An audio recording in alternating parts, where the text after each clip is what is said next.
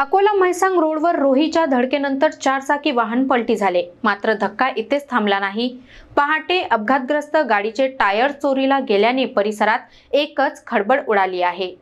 अकोला ते म्हैसांग रोडवरील अकोटफैल police station हद्दीत शनिवारी रात्री विचित्र आणि धक्कादायक प्रकार घडला।